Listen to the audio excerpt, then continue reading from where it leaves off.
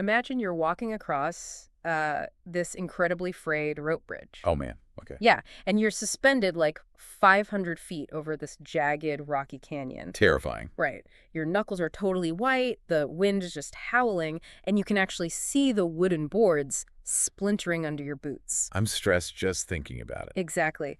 So in that terrifying moment, where are your eyes? Pinned dead center on my feet. I mean, nowhere else. I am watching every single step, calculating every shift in my weight. Yeah.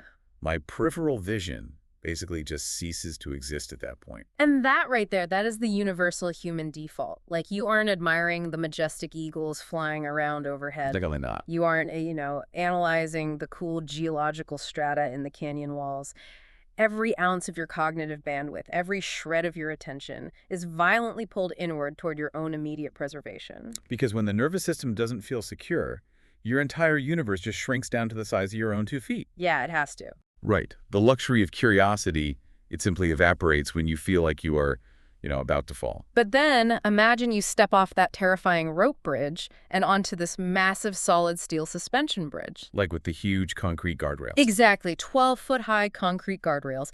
Instantly, your posture changes, right? You loosen your grip, you actually lean over the edge to watch the river. You might even point out the birds to the person walking next to you. Yes. The physical canyon didn't change at all, but your attention did, entirely because you finally felt safe.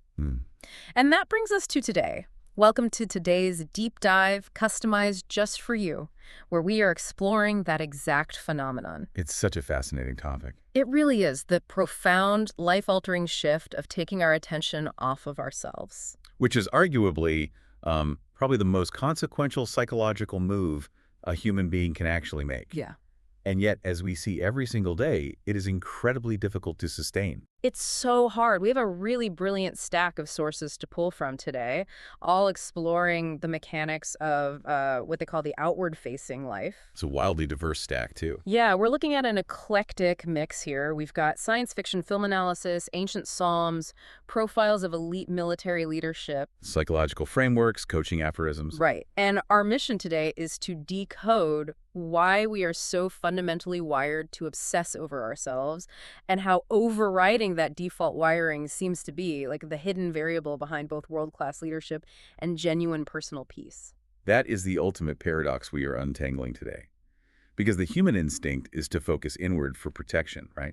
Naturally. But that inward focus is often the very thing keeping us trapped on that emotional rope bridge. Okay, let's unpack this. And to give us a true north, I want to anchor our conversation around a really specific team motto found right at the top of our notes today. I love this one. It's so good. It goes, calm body, quiet mind, play hard, play smart, play together. I mean, as a physiological baseline, that is just brilliant. Yeah. Because a calm body and a quiet mind, they are the absolute prerequisites for everything that follows. You literally cannot play smart or play together if your internal alarms are blaring. Right. And to see what it looks like when those alarms are actually fully silenced, we're starting with perhaps the most dramatic, unexpected example of the outward turn imaginable. The sci-fi example. Yeah, we're looking at Steven Pressfield's analysis of the classic sci-fi film Blade Runner. Such a great movie. Specifically, the final moments of the villain, the android Roy Batty. It is a really striking entry point. By stripping away all the mundane noise of everyday life and placing this concept in a literal life or death scenario. The stakes are as high as they get. Exactly. The core mechanism of attention just becomes incredibly obvious there. So for a quick refresher for you listening, Roy Batty has this programmed, inescapable 4-year lifespan, and the clock has basically run out. His body is literally shutting down. He's at the very end. Right. He is face-to-face on this rain-slicked roof with Rick Deckard, the guy who has been relentlessly hunting him. And Deckard slips, right? Yeah, Deckard slips and is dangling off the edge of the building, about to fall to his death.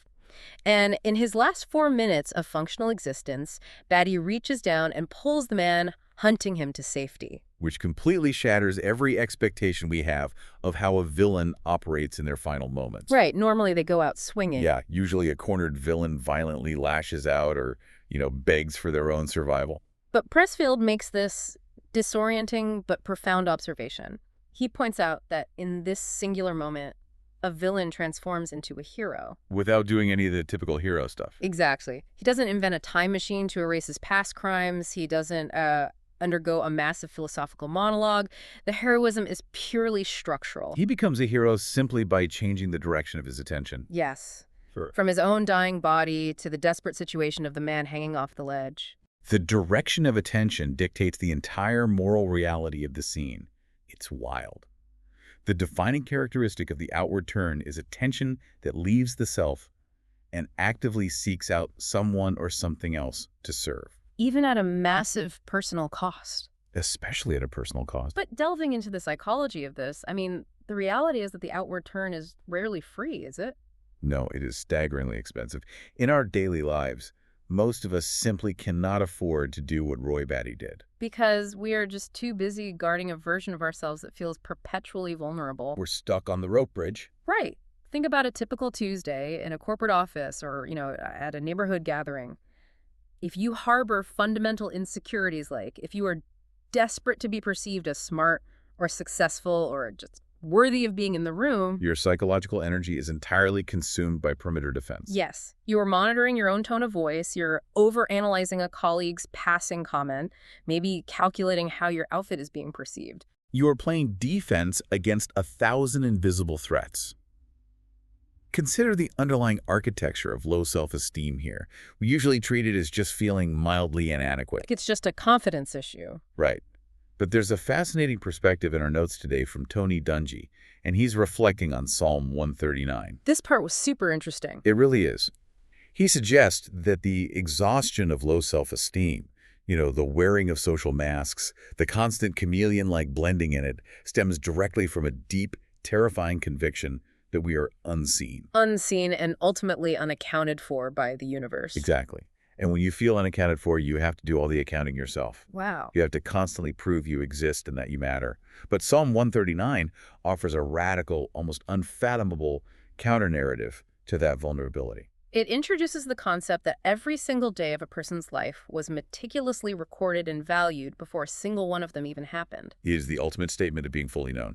And whether you view it through a theological lens or purely as a psychological archetype, the mechanism is what matters. Right, the functional outcome. Exactly. Mm-hmm. If a person genuinely internalizes that level of ultimate security, that their core worth is already documented and eternally secure, the desperate need for self-monitoring just evaporates. It makes me think of being at a really crowded, chaotic music festival. Oh, I hate those crowds. Right. And if you have your wallet, your keys, and your passport all shoved into your back pocket, you are constantly patting that pocket. Every 5 seconds. Exactly. You can't dance. You can't actually listen to the band. You can't have a meaningful conversation with the person next to you because 10% of your brain is obsessively guarding your stuff. You're doing perimeter defense. Right.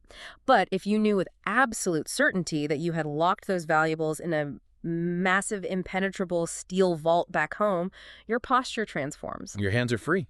Yes. We'll finally look at the stage. That physical relief you were describing translates directly to emotional bandwidth. If we connect this to the bigger picture, security is not the reward for looking outward. It is the precondition for it. That sequence, it flips everything I thought I knew about altruism. How so? Well, we are culturally conditioned to believe that if we force ourselves to be generous, if we volunteer, if we focus on others, then we will eventually feel secure and good about ourselves. Ah, right. The fake it till you make it approach. Exactly. But the mechanics we are looking at suggest you literally cannot sustain a genuine focus on others until you already feel safe. The order of operations is critical.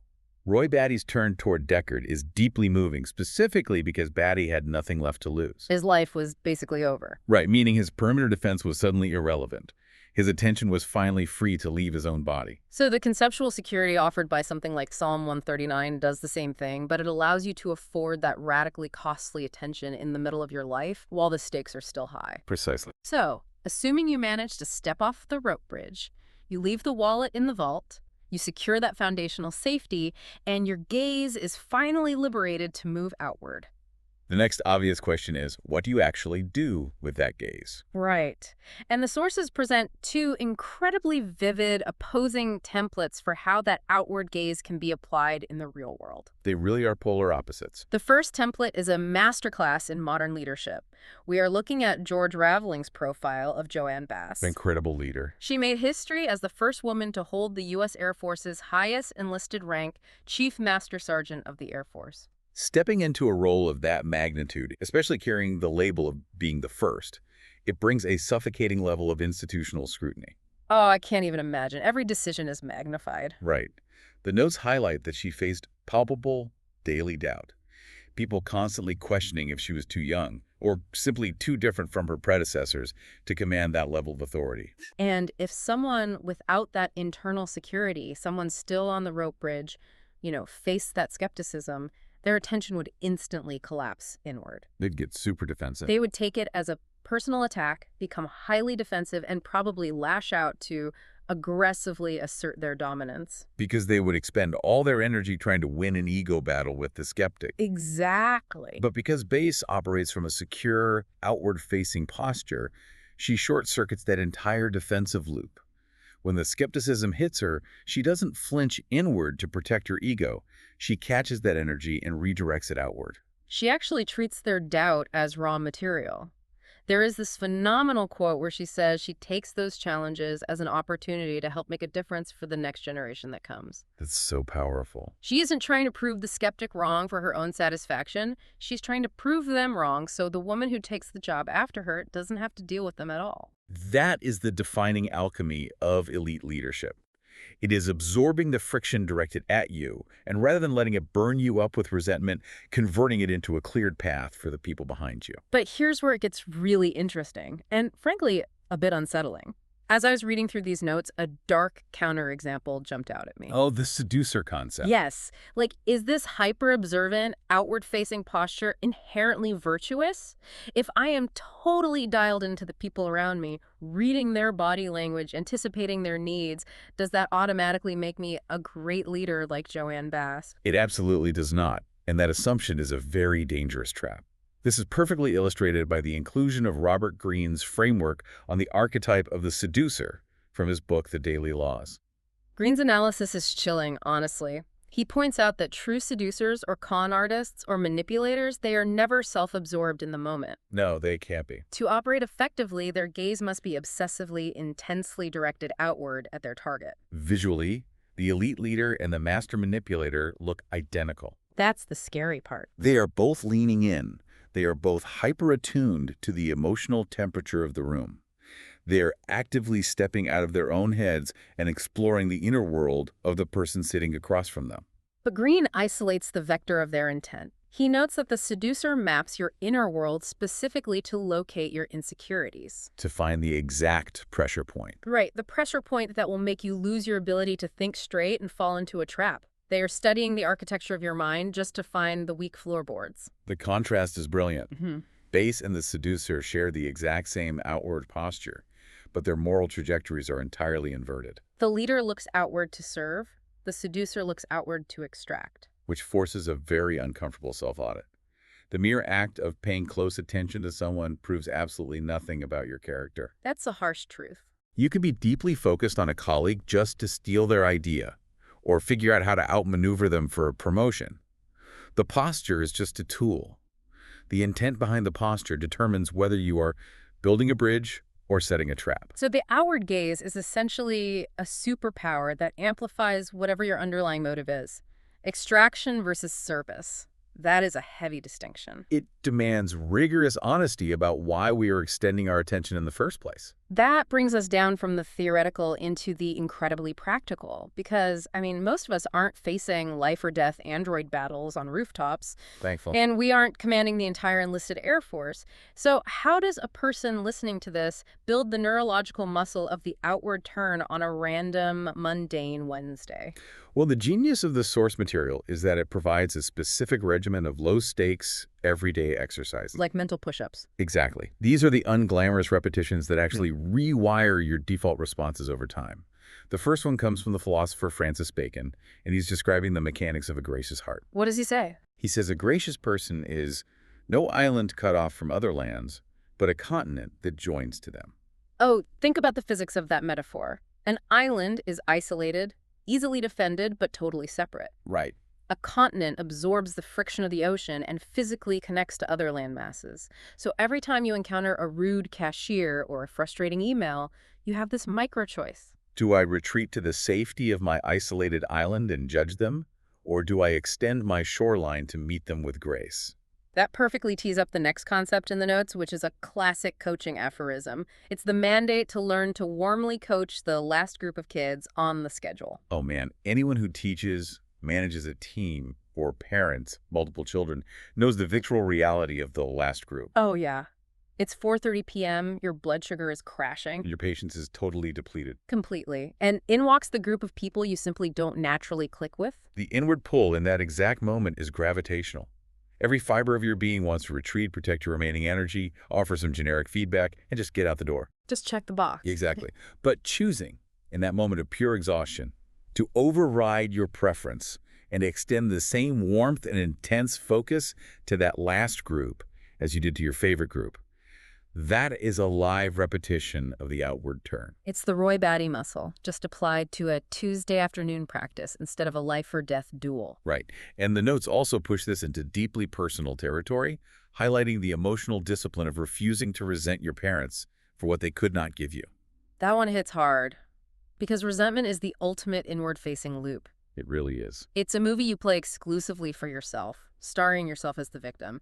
Choosing to stop that projector and instead turn outward to empathize with your parents' limitations, their own traumas, the context of their lives, that's a massive act of relinquishing the self. And that forward-facing momentum is vital as we age, which brings us to David J. Schwartz's perspective. Yeah, he writes about the specific psychological trap of getting older.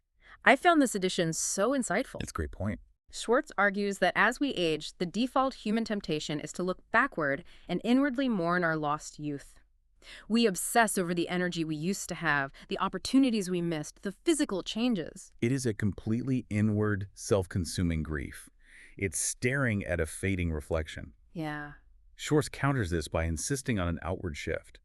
Instead of counting the years you've lost, you look outward at the time you have remaining and ask, what can I build with this? Who can I help with the wisdom I've acquired? It takes the inevitable reality of aging and transforms it from a personal tragedy into an outward-facing asset. It's a total reframe. Okay, but I have a massive structural pushback here. Let's hear it.